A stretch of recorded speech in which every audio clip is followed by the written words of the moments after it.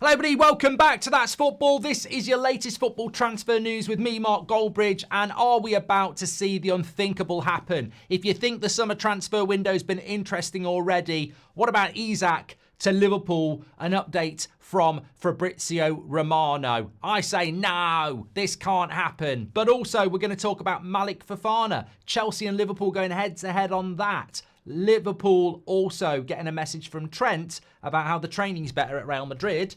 We've also got Arsenal. What are they going to do in the market? Gyökeres, Sesko, and also a setback in relation to a winger.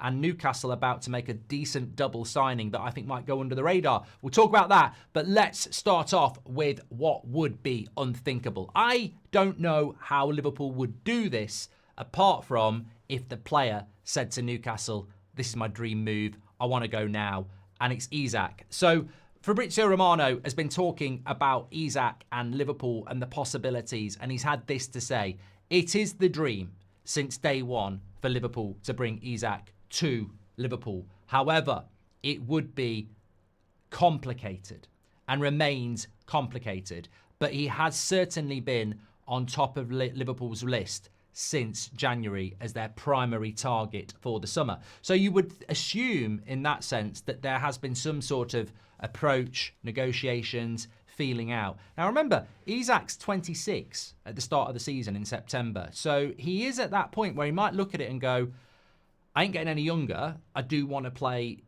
at the very, very top. Now Newcastle offer Champions League football again, but Newcastle's squad probably isn't of the level that's going to approach the Premier League title or go deep into the Champions League. And at some point, Isak might go, now is the time for me to do that. Now, let's forget how much it would cost, because I think football is a-changing. Remember, Liverpool didn't spend any money last year.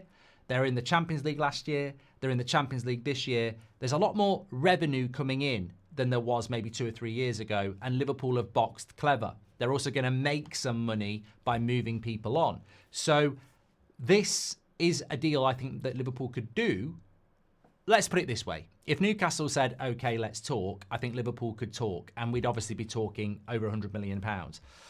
The fact that it's such a target for Liverpool, the fact that it's probably going to happen at some point, and the fact that it would probably happen in 12 months' time anyway, might make it possible. But I think Newcastle do thankfully hold all the cards, because if Liverpool could do this, I would be changing my opinion on who's going to win the league next season, because I just think the quality being added to the team that's already won the Premier League quite comfortably would be of such a scale.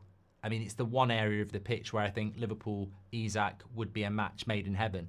I don't think it's impossible, but I think it's unthinkable that Liverpool could have that much of an upgrade in relation to what else they're also doing as well.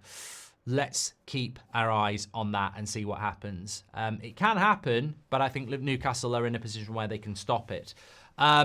Interesting just on Liverpool as well about Andy Robertson. That sounds like it's something that's going to happen. I'd be interested to see what Liverpool fans think about that. Andy Robertson apparently is thinking about going. We know that Gyökeres will come in. We know that Trent's gone. We know that they're good friends. We're talking Atletico Madrid. Still only 31. I'm quite surprised about that one, really. I think players like that are worth their weight in gold. Experienced leader. That would be another loss for Liverpool if that was to happen. Gyökeres is obviously going to come in and probably take his place, though, so you can understand what that's all about. So let's keep an eye on that. Another one that's a player to keep an eye on is Malik Fofana. Now, he was heavily linked to Chelsea yesterday, but apparently his preference is Liverpool, who were linked over the last couple of months.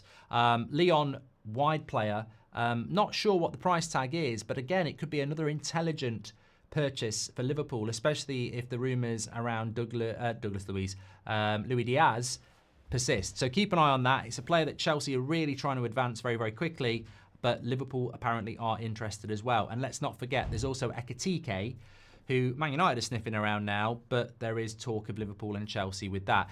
You know, you sort of do start to understand why Chelsea and Liverpool haven't moved on Ekitike, because the price tag of Frankfurt's very, very high, and maybe Liverpool and Chelsea are looking at different areas with regards to that.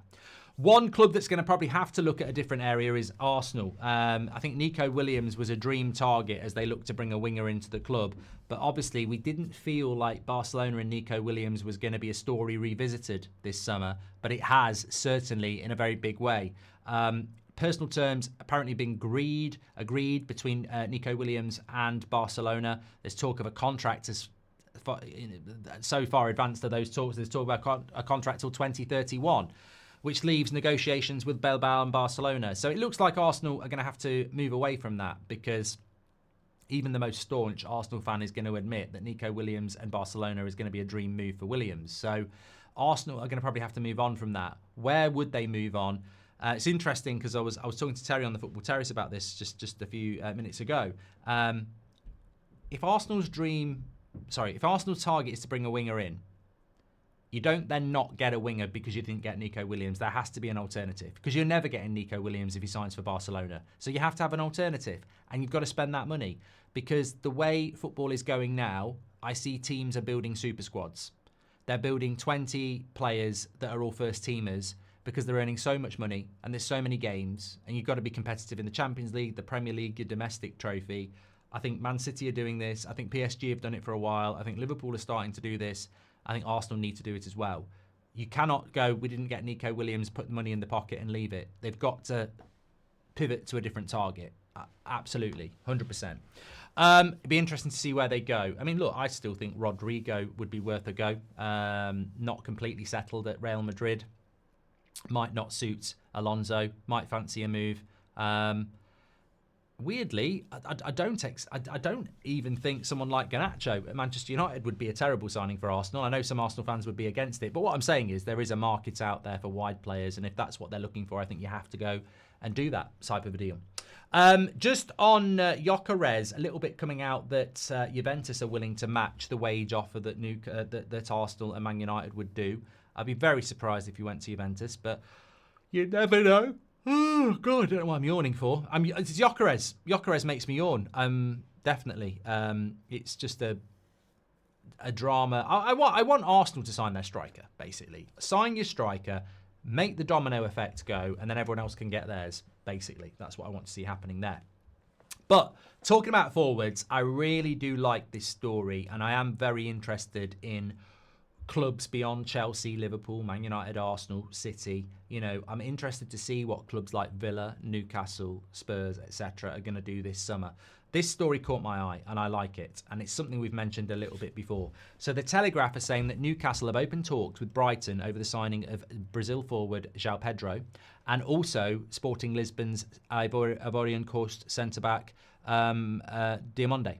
21 and 22 respectively. I think those types of signings are very, very intelligent by Newcastle. They need to build a squad. They need to be back in the Champions League next year. They can't do it 1 year and then be knackered and then not do it. I think if you can keep Isak and you add Pedro there, you've got Isak, Pedro, you've got Anthony Gordon, Harvey Barnes. They're looking at a right winger to supplement Jacob Murphy. You bring in Diamonde to help your centre-backs. Another midfielder, you're just building squad depth. And I think that's what Newcastle need to do. And I think these two signings, if they make them, are very intelligent. So let's wait and see if they happen as well. Get your comments in. Lots to get involved. I just wanted to bring in finally what Trent Alexander-Arnold's had to say in relation to his first few training sessions with Real Madrid in Miami for the Club World Cup. He said it's hot to start, but a good session with some good things. High quality. The ball moves very fast. Obviously, it's a lot different to what I'm used to in terms of the players and the style of play, but it's good and I'm enjoying the change. I'm enjoying being part of it. It feels really good and I'm happy to be here, to be honest. Some people have taken it that he's basically saying that the quality of training is better at Real Madrid. You could take it both ways. I think it's time to move on. He's a Real Madrid player. He's made that choice. He ran his contract down. He's been learning Spanish for years. He's gone. Whether he's having a little bit of a dig that the quality of training is better at Real Madrid or not, the fact remains Real Madrid didn't do well in the Champions League. Neither did Liverpool.